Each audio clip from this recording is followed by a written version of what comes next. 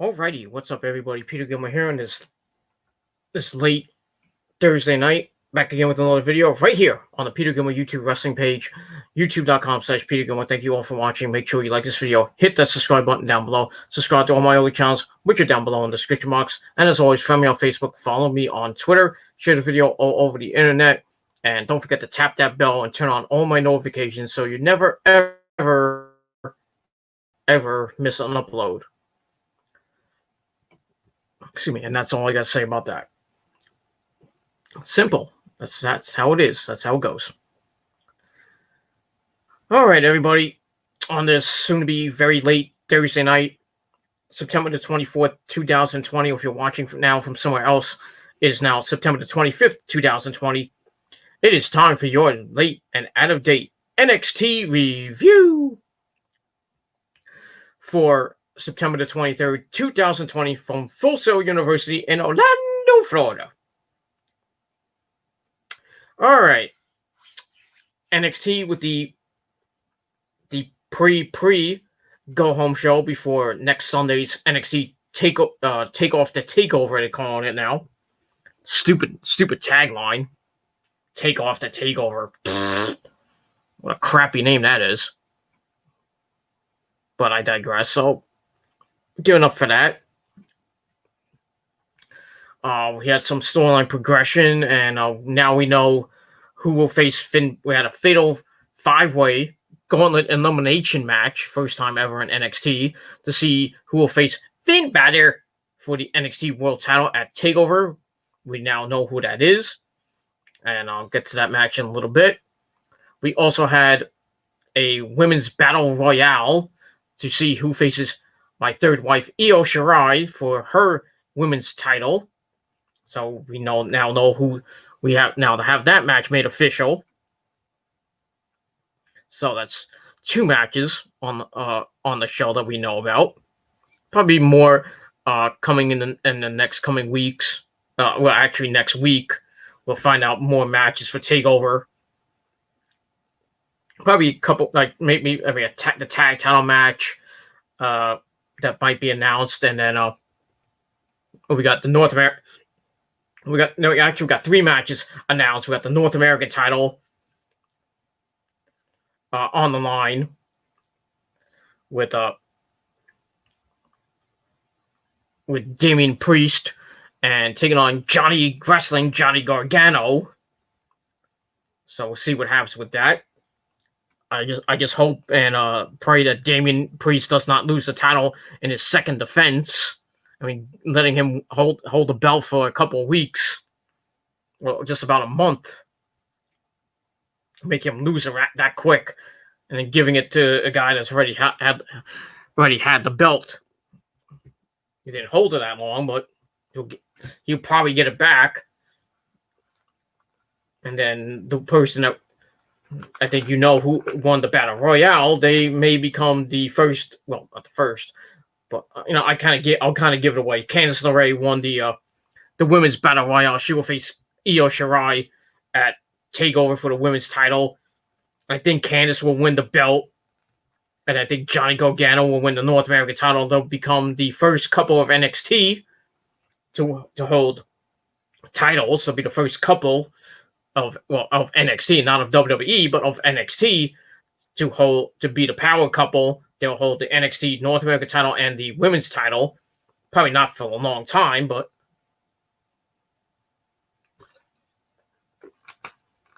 because I think if Candice wins the belt, I was going to say Tegan Nox, but we have some news on Tegan Nox coming up. I'll talk about that. Talk about the ratings near the end of the show. You know what? I think you know who won, but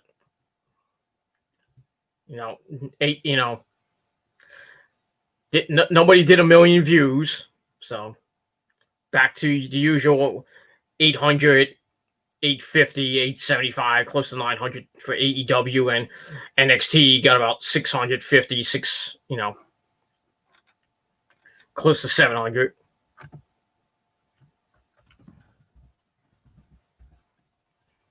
I'll get to that in a minute. So let's start off NXT. Let's start off the review, and the chat room's open if you want to chat for a little bit. I know it's 2:15 in the morning, so if any of you guys are up and you want to chat, we'll talk. And if not, we'll just have a little bit of a chat, and that's that. All I gotta say about that. All right, let's get into it. So we start off the night with the NXT Women's Championship #1 Contenders Battle Royale. We had a couple, a lot of people in there. Candice LeRae, Candice LeRae was in it.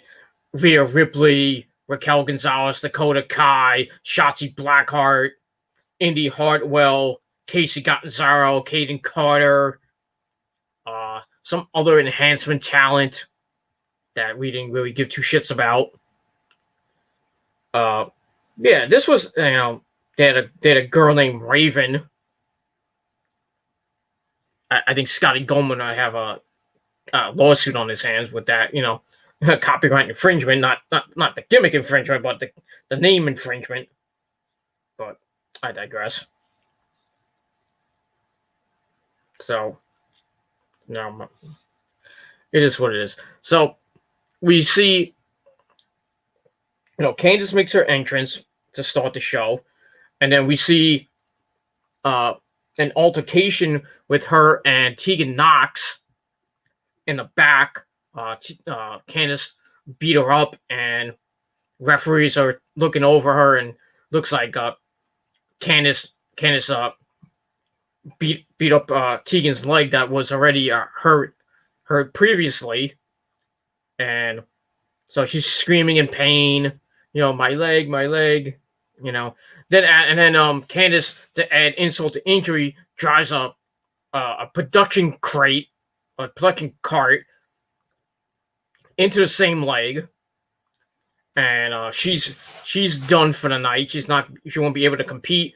And then we find out. Well, we don't find out later on the show. We find out later in the day, like today, we found out that Tegan tore her ACL. Another person with a torn ACL. If you look in football with Nick Bosa of the Niners and Solomon Thomas of the Niners, both tore their ACL last week against the fucking Jets with that horrible turf that really should get torn up, like I said, but it's not going to be. So more injuries coming on Sunday for the Niners. I can guarantee that.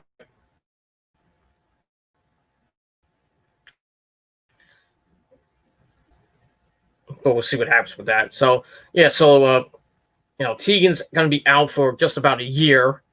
So we won't see Tegan until probably we won't see her at this takeover. We won't see her at the War Games. We won't see her at the December pay-per-view. So we're not going to see Tegan for, they're saying about a year, which sucks for her, because I was thinking that, if Candice would have won, that they'll continue the Candice Tegan Knox feud, and Tegan might win the NXT Women's title, but that's obviously not going to happen. Now plans are probably going to be changed to see what who could beat Candice. When Candice does win the belt, which I think will be at Takeover. She'll beat Io, and then Johnny Gargano, like I said, will win the North American title from Damian Priest, and they'll become the power couple of NXT with the belts. The first married couple. They'll say the first married couple in WWE history to hold the women's title and another title. But even though that was Triple H and Stephanie, they were storyline married, but not real life married. So. There is a first for them, first for NXT, and I guess you can say first for WWE, first married couple to hold the whole titles. But it is what it is. So we got that. So Tegan's gonna be out a year. We probably won't see her until next year's War Games, when she'll probably return, or somehow she makes a miraculous recovery. We might see her sometime in the summer, but we'll see. So it sucks on Tegan Knox. I feel bad for her. She was going into a good feud with Candice, and like I said, I think she could have fought Candice for the NXT Women's title and possibly won the title. first New Zealand woman to win the NXT title, but not gonna happen. So it sucks. But I expect when she comes back to feud with Candice on when she comes back. But we'll see what happens with that. So basically, this match was it was an okay battle royale. Basically, it was the Rhea Ripley Raquel Gonzalez show because they both eliminated 4 people. Just dominating, and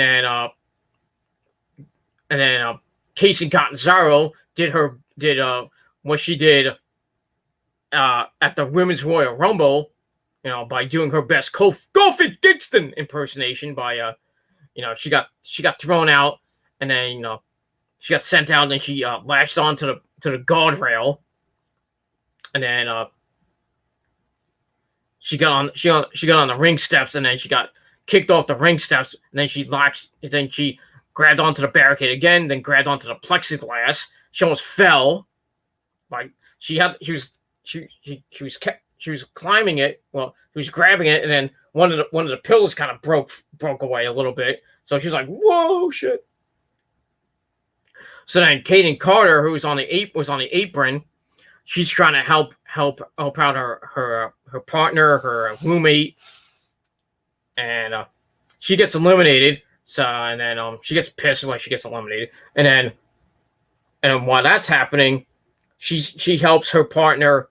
She helps Casey get back onto the ring apron and back into the match. So that was kind of cool. And then Rhea Ripley and Raquel just eliminate a whole bunch of people. And then they go at it, and they both eliminate each other. Then they go at it on the outside. So that might be a match either on next week, or they might do it at TakeOver. Who knows? That should be a hard hitting match, but we'll see. So Rhea goes from beating the crap out of Aaliyah and Robert Stone to, going up against Dakota Kai and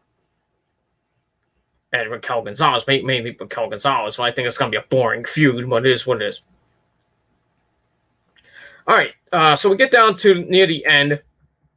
We're down to Dakota Kai, Candice LeRae, Indy Hartwell, Shotzi Blackheart, and Casey.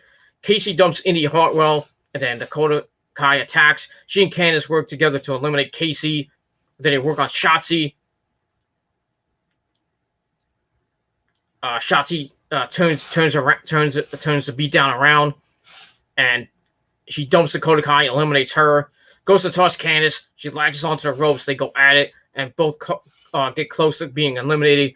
Candice ends up on the steps. Shotzi uses her boot to try to get rid of her, but Candice ends up on her back on the steps, and she sends Shotzi to the floor. Shotzi just flips over her, and Candice LeRae gets the win. She becomes the new #1 contender, and she will face Io Shirai at TakeOver next Sunday for the women's title. I think she will win.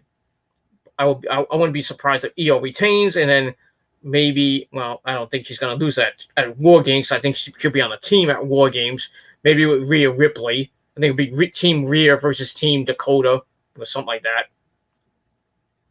Probably like Rhea Ripley, Io Shirai, and then 2 other people, 2 other faces, maybe Kate Catanzaro, maybe Kaden Carter.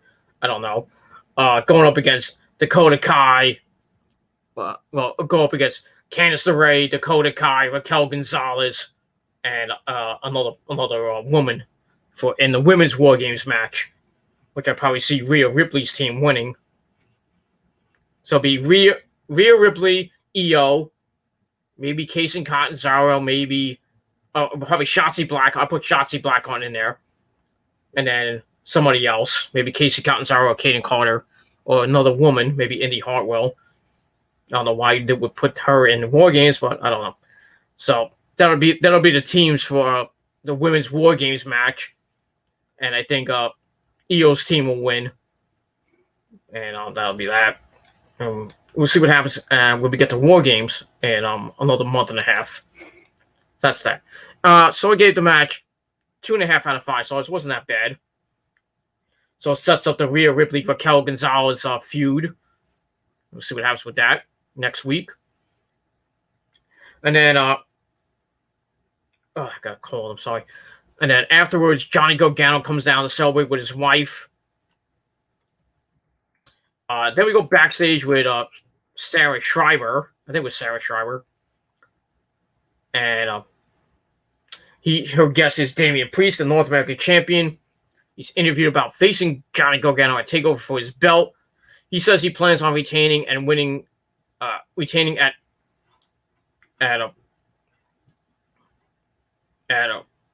War Games.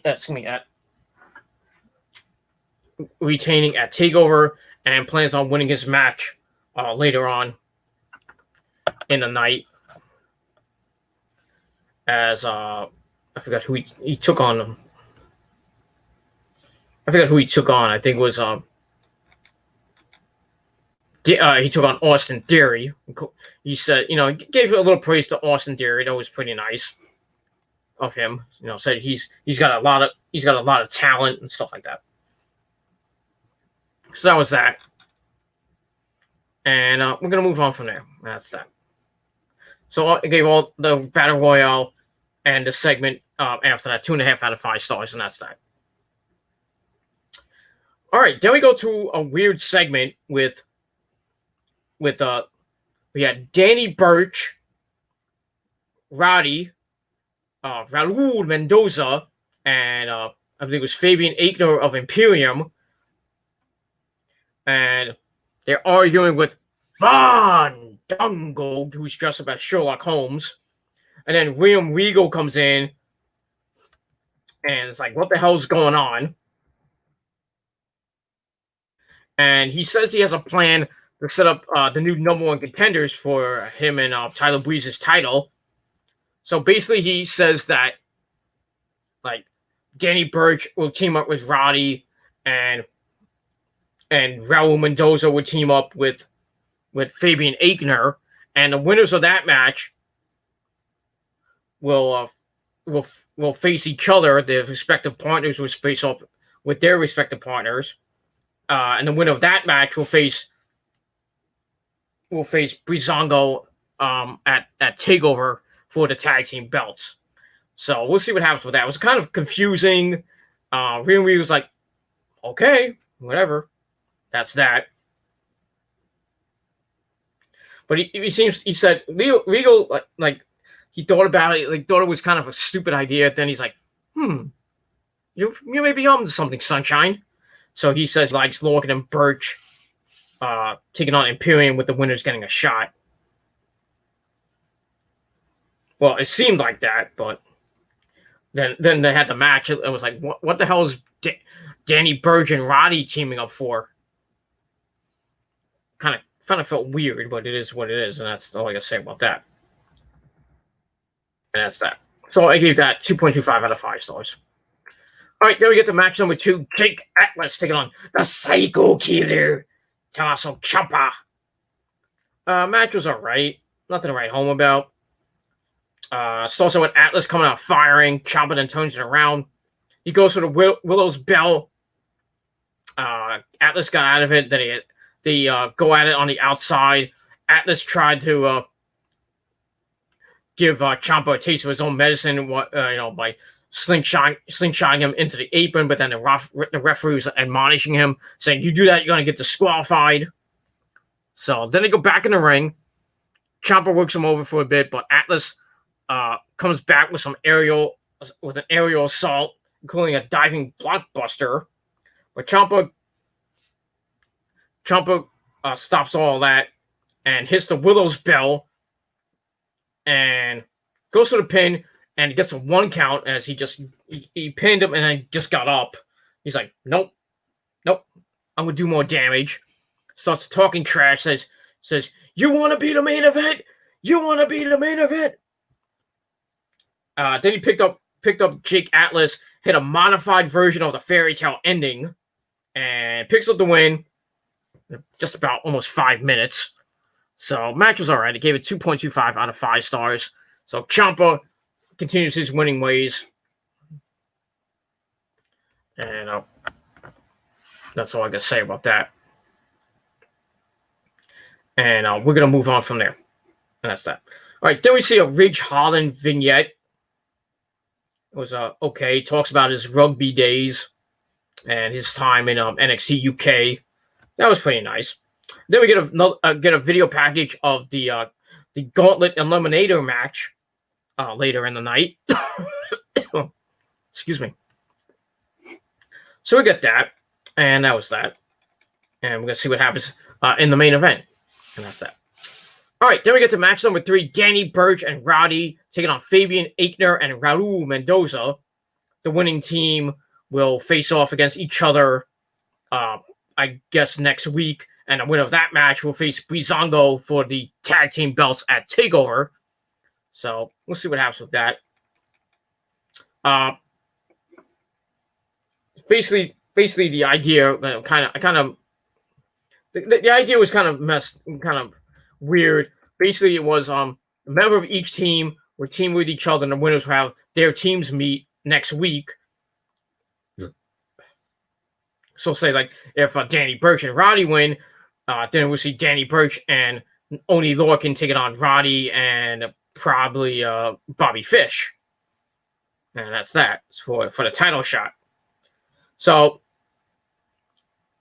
right off the start of the bell, both teams didn't like being with each other. There was a lot of animosity, them jaw jacking at each other as we go to commercial. We come back. Fabian Aichner is going at it with Danny Burch. He hits a back suplex, tags in Mendoza. They start isolating Danny Burch. They knock Roddy off the apron to avoid the hot tag, but Roddy gets up, tags himself in on the hot tag. He goes berserk. Then we get near the end of the match, and it breaks down. And after Mendoza ultimately, Mendoza got hit with the pop-up knee by Roddy, and then a running European uppercut by Danny Burch. And that gets the win for the team. So Danny Burch and Roddy pick up the win. Not a bad match, 2.25 out of 5 stars. So next week on the program, we got Danny Burch and Oney Lorcan taking on the Undisputed Era of Roddy and most likely Bobby Fish. Then again, you can put Adam Cole in because Adam Cole's not really doing anything right now. So it could be Roddy and Adam Cole, or it could be I'm thinking it's gonna be Roddy and Bobby Fish, going at it for the tag team title shot at Breezango at TakeOver. I'm thinking they're gonna go with the Undisputed Era to win. We're gonna see Breezango taking on Bobby Fish and Roddy. I would love for the Undisputed Era to win, but I don't think they're going to. Like I said before, I think Breezango will lose to Legado del Fantasma eventually. But no, never say never with the Undisputed Era winning the belts for the 5th time.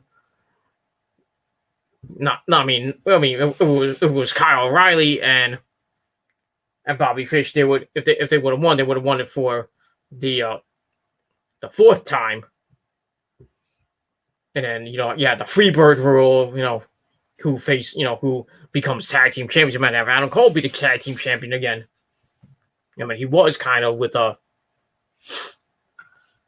when they had the Freebird rule and all that stuff. Hold on 1 second. Excuse me. Got allergies up the wazoo today. So we'll see what happens next week with Danny Burch and Oney Lorcan taking on Roddy and most likely Bobby Fish. Should be a good match, and the winners will face Breezango at TakeOver. Probably lose to Breezango because I think Breezango will retain and hold it for another month. Probably lose it at War Games or maybe the TakeOver after War Games, right before TLC. But we'll see what happens with that, and we will move on from there. And that's all I got to say about that. All right, then we get the match number 4: Austin Theory taking on Damian Priest, non-title action. Theory comes out still confident. That's always a plus. He's like, I might be losing a lot. I might be jobbing a lot, but I still got some confidence in myself. Okay. So he gets a little bit of offense in, and then he starts posing. He's like, all day. And that stuff. That pisses off Damian Priest, who kind of took him a little bit lightly. I don't know why. Maybe I think he was overlooking him and thinking about Johnny Gargano, which that caused him a lot of trouble. But he comes back with his knock to the outside while trying a springboard move. As we go to commercial, we come back. Damien starts to rally and hits a release Falcon Arrow on Austin Theory. Gets a near fall out of that. Then he goes to the outside. Damien Devil's Theory with a spin kick. Then he hits the Razor's Edge on a Razor Ramon on the apron. Ow. Then he brings it back in, hits the Reckoning. 1, 2, 3. Damian Priest gets the win. Pretty long match. I didn't think it was going to go that long. They went about 11 minutes. But it is what it is. And Damian Priest picks up the victory. And we'll see what happens with him next week as we go to the go-home show before his match at TakeOver with Johnny Gargano. Speaking of Johnny, after the match, Johnny gets in the ring, hits a super kick to Damian Priest right in the mush, locking him out. And then he picks up the North American title and holds it in the air. So, and that's basically it for that. So we'll see what happens next week on the program to see if Damien may be getting his revenge. I like I said, as much as I don't want Damien to lose the belt to Johnny, and I think Johnny will get the belt, Candice will get the women's belt to become the first couple of NXT, the first married couple in WWE history to hold a women's title and a men's title. So probably we'll get that most likely, and they'll hold it for a little while. Not too. I don't think it'll be that long, but you never know. I don't know who could beat Johnny at this point. Might be Damian Priest coming back to get the belt back. I don't know. We'll see what happens with that. So I gave the match 2.25 out of 5 stars, and that's it.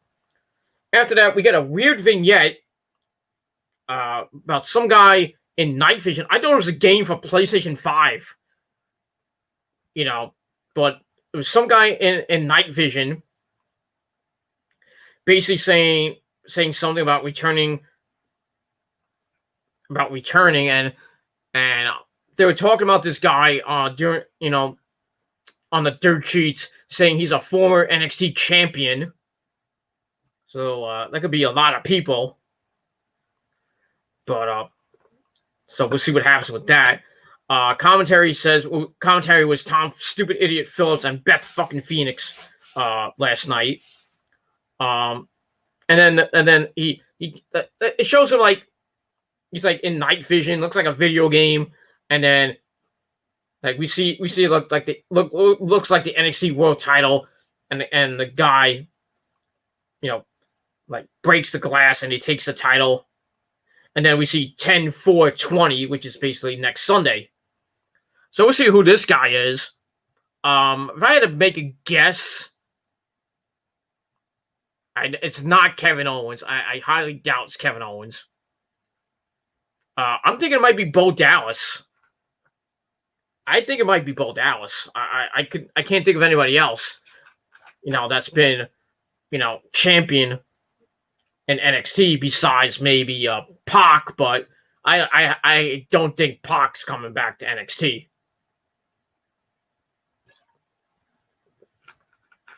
Or to WWE for that matter. So I think he can rule Pac out because I think Pac's going to come back to AEW probably by probably by the first anniversary show, or maybe by Full Gear. I don't know, or maybe he won't come back at all because there's the travel restrictions, so he's basically stuck in England, which sucks because now they're getting a second wave of this fucking virus with France and most of Europe, which sucks. Israel's going on lockdown. That sucks. So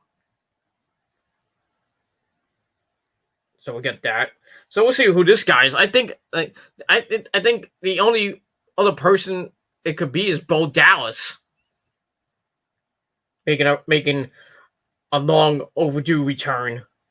But then again, it could be somebody completely new. That's what commentary said. It's somebody new, but the dirt sheets are saying is a former NXT champion. So I don't know. I don't know who this could be. I'm thinking it might be. I'm thinking it's Bo Dallas, but I could be completely wrong. But we'll see who this guy is next Sunday. Maybe it's Killer Cross. Think about that. Think about that. We haven't seen Killer Cross in the last couple weeks, and maybe he's the guy behind the night vision stuff. Because he has those weird kind of vignettes he had when he debuted with the apocalypse and all that other stuff. So maybe he's playing video games, and maybe he's Solid Snake or something like that, or maybe a member of Halo or something like that. But we'll see what happens next Sunday, who this person is, and what they could be going after. Maybe he appears at the end of the NXT World Title match, and maybe goes after the champion, whoever that might be. Maybe Finn Balor, but we'll see. So, like I said, it could be Bo Dallas, but it could be Killer Cross. I'm kind of leaning towards Killer Cross, but we'll see what happens with that. So I get that vignette 2.25 out of 5 stars. And then we get another vignette, this time of Isaiah Swerve Scott. Basically, he's talking about pinning Santos Escobar twice so far. And he wants one more shot at Escobar and the Cruiserweight title with no outside interference or gimmick masks. So we'll see what happens with that. Maybe a match at TakeOver for the Cruiserweight title, or to do it on NXT TV before or after the TakeOver. But we'll see what happens with that. So I give that 2.25 out of 5 stars. All right, then we get to our next match. Ridge Holland taking on Antonio De Luca. Nice name. A minute and a half suckfest. Holland dominated throughout. There was a little bit of offense from De Luca, but that pissed him off. There was one point where he goes to rush in the corner, and De Luca hit him with a forearm or a kick, and that pissed off Ridge Holland, and he just goes berserk. So it's like boom, boom, headbutting him right in the face.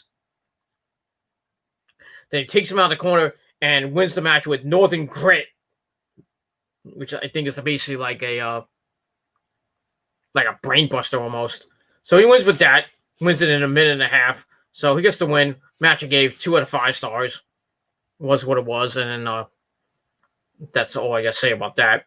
And we're going to move on. So Ridge Holland gets back to his winning ways, and we'll see what happens with him over the next couple of weeks. And that's that. And we're going to move on from there. And that's that. Oops, sorry about that.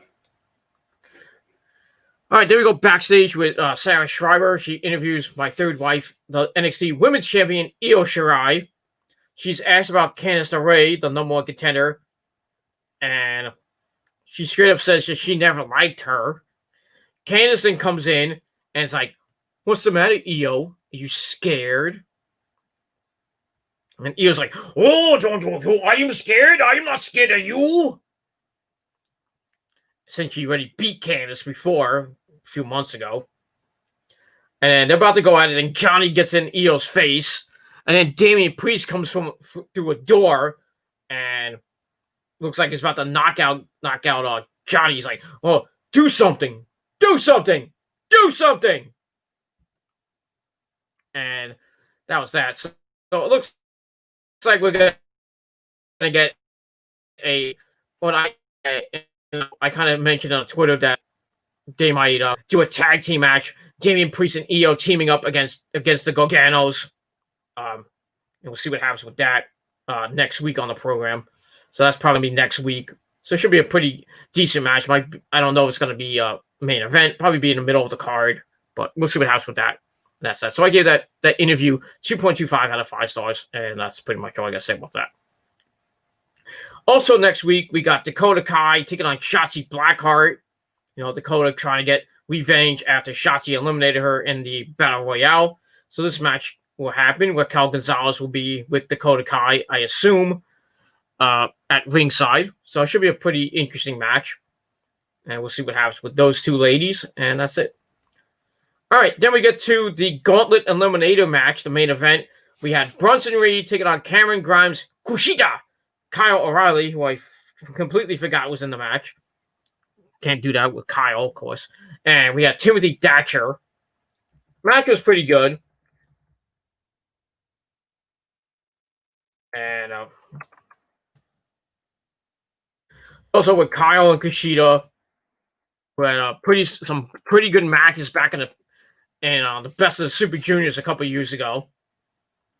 They go back and forth, and both trying for submissions, and then Kushida, gets back to being the aggressive heel that he has been over the past couple weeks. So it's targeting arm, gets the hoverboard knock on. Kyle gets out of it, and then at the 4-minute mark, every 4 minutes a new person comes in. Bronson Reed comes in, and then Kushida and Kyle stop fighting to go after Bronson, but he runs him over a couple of times. Launches Kushida into Kyle, and he gets control until both of them go up top, and then all three men battle on the top rope. Bronson gets crushed on the ropes. Referee has to check on him, still see if he has any balls left.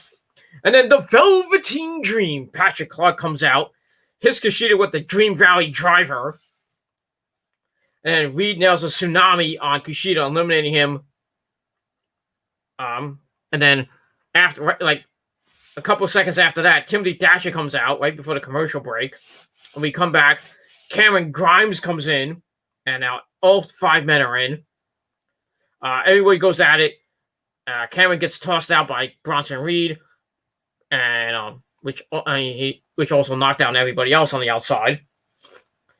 Bronson thinks about a suicide dive, but it's like, nah, I'm not going to do it. And goes to the outside and starts beating everybody up. Brings everybody inside, but he only can get a couple of near falls, though. Then they go back outside. Bronson connects on the dive this time. Takes everyone down like bowling pins. As we go to next break. We come back. Bronson is still throwing people around, really dominating the match. Goes for a tsunami and takes a leaping knee by Kyle, which eliminates him. And then as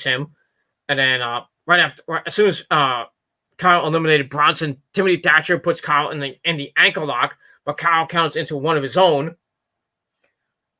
And Thatcher gets out. They start going back and forth. And with Kyle down, Cameron hits him with a release German suplex. Then commentary says that Damian Priest and Io Shirai will take on the Garganos next week, like I mentioned that was going to happen. So we got that made official. So kind of messed me up a little bit. It's like, wait, I didn't know that match was happening. I don't need to know about it already.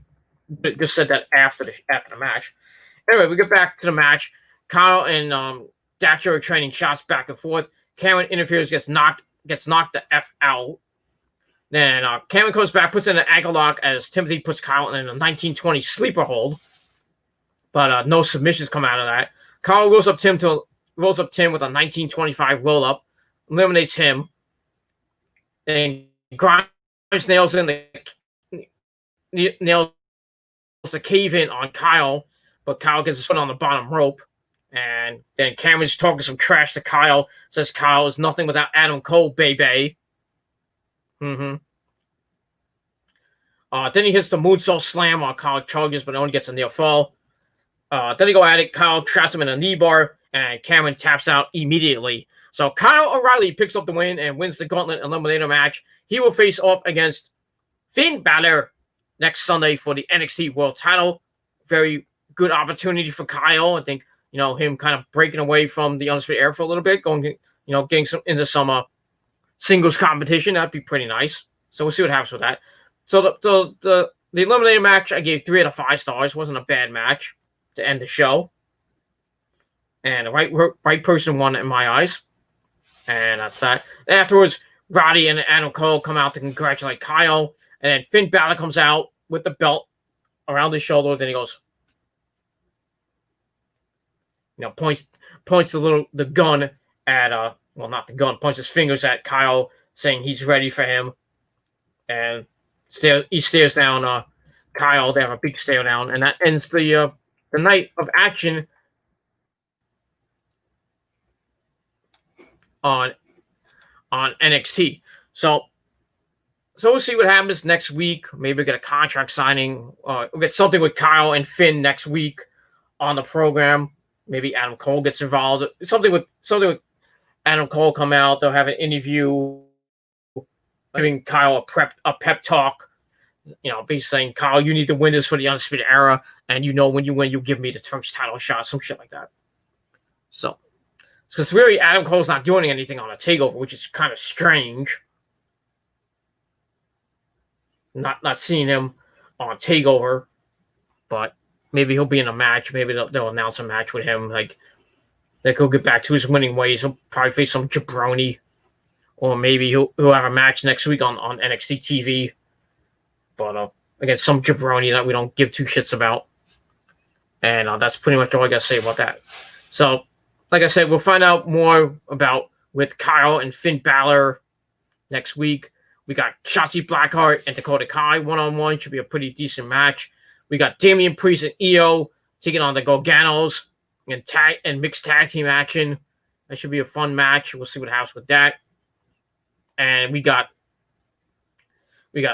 Imperium, not Imperium, excuse me, Danny Burch and Oni Lorcan taking on the Undisputed Era of Roderick Strong and either Adam Cole or Bobby Fish.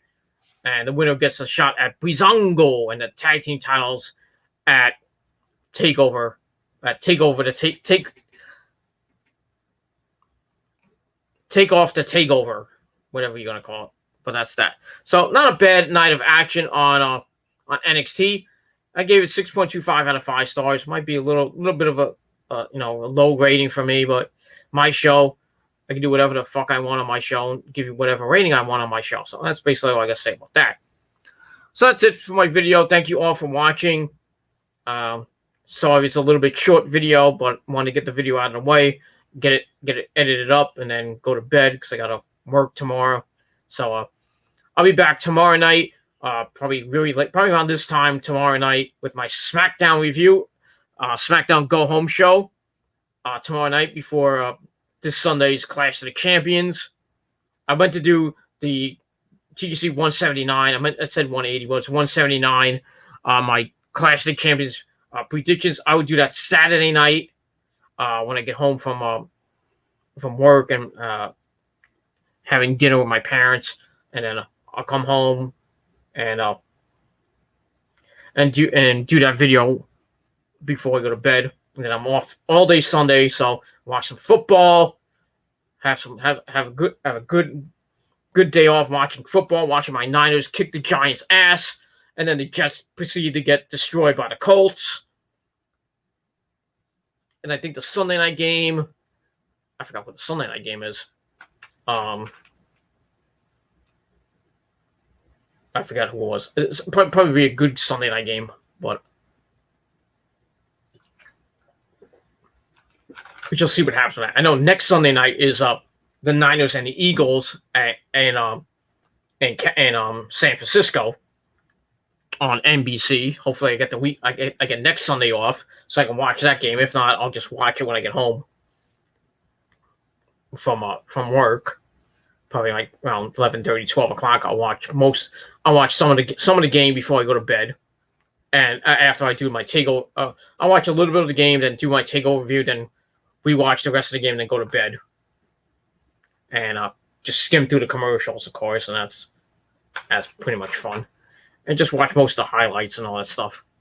But if I get the day off, which I'm hoping I do, I'll probably watch the Giant game, the Jets game. So I think they play the Chargers, they play the Raiders or something like that.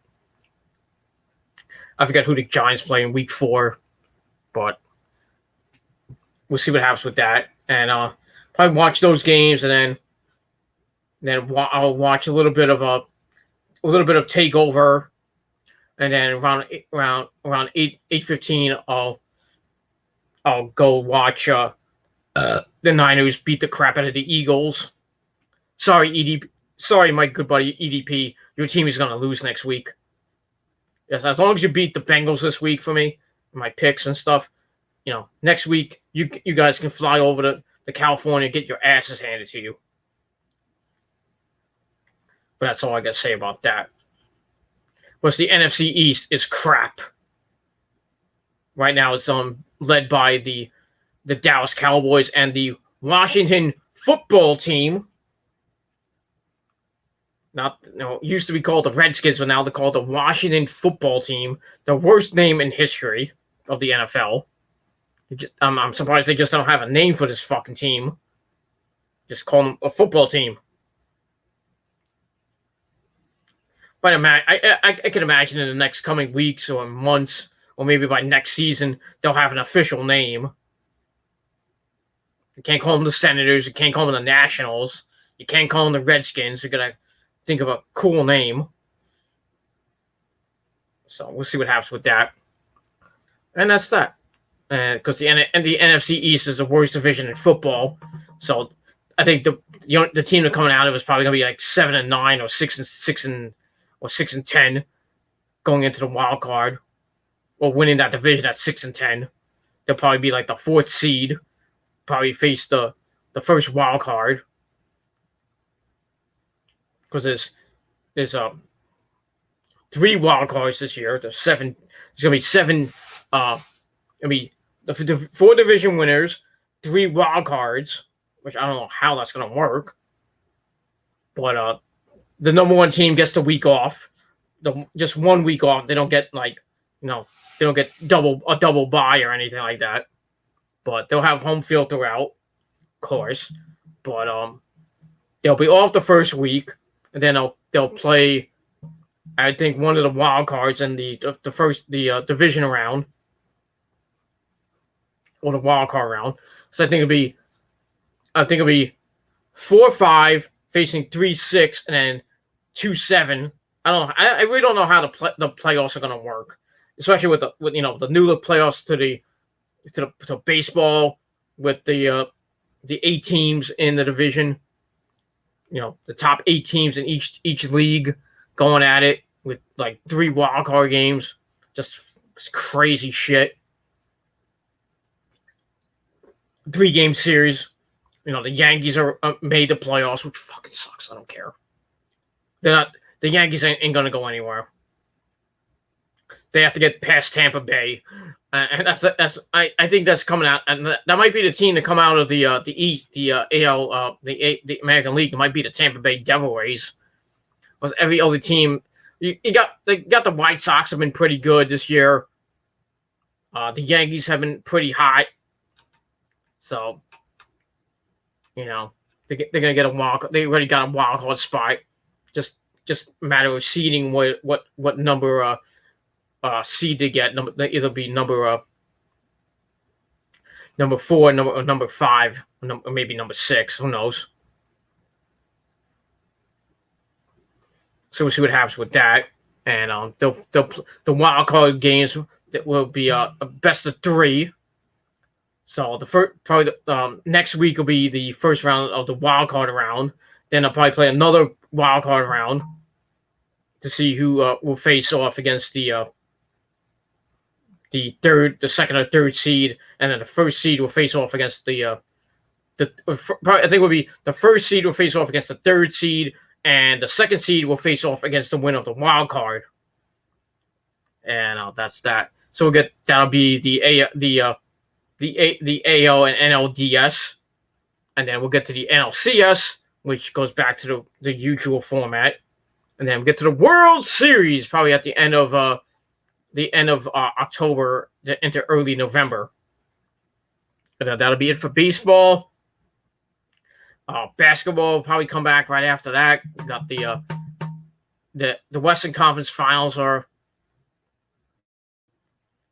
they're going at it. They got the Lakers up 2-1 over the Denver Nuggets. The Celtics are down, I believe, 2-1. I think they play tonight. I don't know what the score was. I know they were down 2-1. Hopefully they come back and make it a series. Because I think they can beat the Heat, even though the Heat's a pretty good team. So we'll see what happens with that. Who goes to the finals? I think the finals will begin probably late next week or into the beginning of October. So we'll get that, and it'll probably end around the time around Columbus Day, that week of Columbus Day.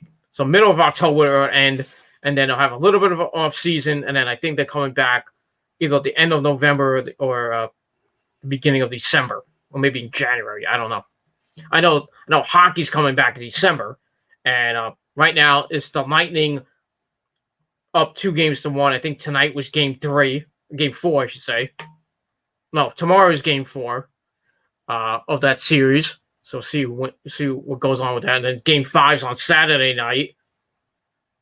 I think it's going to be a good series. I think it might go 7. If I had to pick a winner, I'd probably go with the Tampa Bay Lightning to win their second Stanley Cup in their history.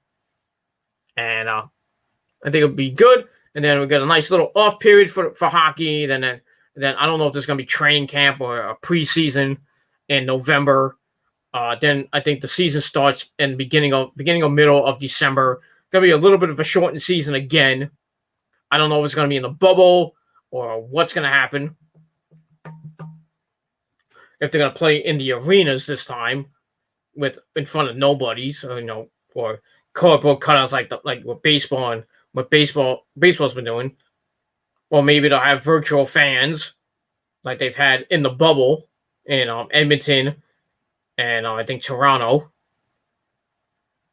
So they could do that. I think they might be doing that for next year, but we'll see what happens with that. And yeah, that's basically college football's coming back. I think college basketball will come back in the spring. So probably getting either a late Final Four, road to the Final Four.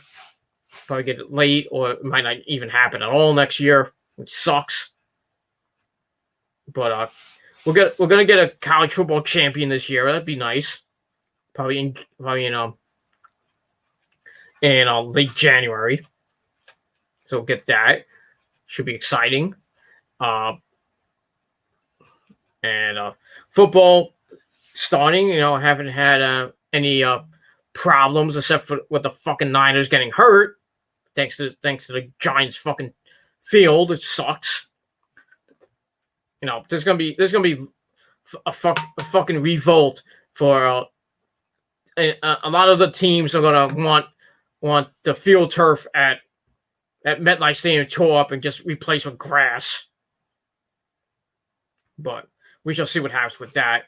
And hopefully this Sunday we don't get a lot more injuries with the Niners or the Giants for that matter. But it should be a competitive game. Hopefully the Niners win, but never know with Mullins. We don't have Mostert. We don't have Jimmy G. We don't have Kittle. He's coming back probably next week. Not this week, next week maybe. Garoppolo's out 4 to 6 weeks. Bosa and Solomon Thomas are out for the season with torn ACLs. I think most of them are coming back in a couple weeks. And that's that. I think Debo's coming back this week. That should be nice to help their offense. It's going to be a good game. The Giants should be 2-0, but they choked both games. Giants defense looks pretty good going up against our banged up defense. But I think the Niners will pull out by maybe about. I would say the Niners will win maybe by 3 points or maybe by 7 points. But we'll see what happens with that. Then you got the Jets facing the Colts. I think the Jets will get destroyed. I think this will be Sam Darnold's last week as a Jet quarterback. I think Adam Gase will probably get fired, or he'll still keep his job throughout the rest of the season. Then at the end of the season, he'll get fired. Once the New York Jet fans want his ass out, I don't blame him. The creepy eye guy. So we'll see what happens with that. The Mets season is about to end. They got 3 more games. They're still mathematically in the playoffs. They have to win, hopefully win out. I don't know what they did tonight. I think they won tonight. But if they lost, I think that they're still technically in it. They win the next 3 games, and they got to get a lot of help. So, crossing my fingers that the Mets can get in. They'll probably get their butts kicked in the wild card round. But we'll see what happens with that. And if they don't make it, at least they made another semi decent run at the end and just didn't make it. But they're going to be under 500 for the 9th time in 12 years.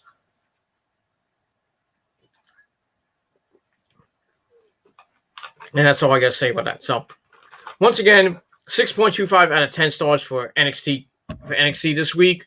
And we'll see what happens next week on the Go Home show before next Sunday's Takeoff to Takeover event.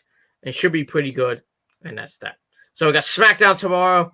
Should be a pretty good show. We'll see what happens with Roman Reigns and Jey Uso. And with Bayley and Sasha. Might be something happen with Bayley and Nikki Cross, and maybe Alexa Bliss gets involved somewhere. With her going psycho and doing the Fiend's move and everything. We'll see what happens with that. And then we'll see what happens with Shinsuke Nakamura and Cesaro as they take on the Lucha Jobber Party. And that's basically it for SmackDown. So we'll see what happens on SmackDown tomorrow night. Should be a pretty decent show. And it'll get you ready for this Sunday's Clash of Champions. Not really looking forward to it that much, but it might be a good pay-per-view on Sunday. And that's that. And then get ready for next week with Raw. The aftermath of Clash of Champions on Raw. Then you got NXT, the Go Home show before Takeoff to Takeover. And then you got AEW. Should be a good show next week. And then we got SmackDown, the SmackDown side of the aftermath after Clash of Champions. See what happens with that with Roman and Jey Uso and everybody else. And then next Sunday, Takeoff to Takeover, the next NXT Takeover show should be a pretty good show. Got Finn Balor and Kyle O'Reilly, Damian Priest and Johnny Gargano, Io Shirai and Candice LeRae. We might see who faces Breezango for the tag titles. I might get an extra match for the show. But next 2 weekends should be pretty good pay-per-views, and we'll see what happens with that. But I'll be here on this channel to give you my thoughts and analysis on Clash of Champions and NXT TakeOver, those two events on this channel. So stay tuned for that. Don't forget to hit the bell, get notified, and don't forget to like the video, subscribe to my channel and my other channels as well. Share the video all over the internet, and don't forget to tap the bell. So before I end, I want to end with the ratings for this week. AEW once again won with 835,000 views, 0.32 in a demo. Finished 9th in the night for cable, unlike last week when they finished 3rd. NXT got 696,000 views, 0.18 in the demo. Finished 38th for the night. So both shows went down. Well, actually, NXT was up from last week. Just went up barely. AEW went down in on the ratings, but they still won. They're still dominant on Wednesday nights. Now we'll see what happens this coming Wednesday night on both shows. Should be some good banger shows, but we'll see what happens with that, and I'll move on from there. So that's it, everybody. Thank you for watching. 6.25 out of 10 stars for NXT. Leave me your thoughts and predictions. Leave me your thoughts and opinions down below in the comment section. Don't forget to smash the bell and smash that like button and smash that subscribe button on this channel and all my other channels as well. And that's pretty much it. So I'll be back tomorrow on the Killer of Demons channel with my SmackDown review. And then Saturday night on TGC Reborn with episode 179 of the Gilmore Chronicles. And then Sunday night, right after Clash of Champions is over, I'll be back. I'll be on the air with my Clash of Champions review. Talk about it. We'll hopefully have a nice chat, and we'll see what happens with that. So that's it, everybody. Thank you for watching. Go to bed, everybody, and I'll see you guys tomorrow for my SmackDown review. All right, everybody. Thank you for watching. Get some sleep. I'm out. Peace, bitches.